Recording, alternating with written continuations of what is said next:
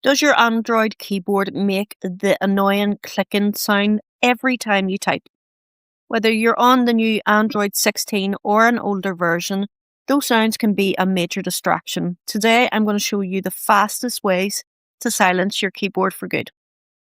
So, the most direct way is through your device settings. So, first open your app drawer and look for your settings icon with the gear.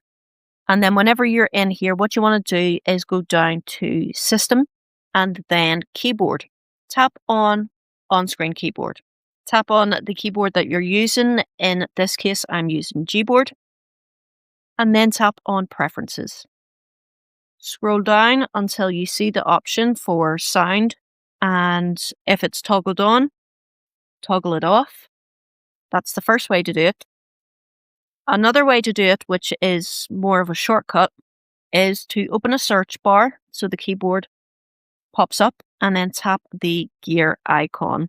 If you don't see the gear icon here where it is shown on my keyboard, you can tap on the 4 squares and go to the settings from there. Preferences, and then again just scroll down to sound, make sure it's switched off, and that's basically all there is to it.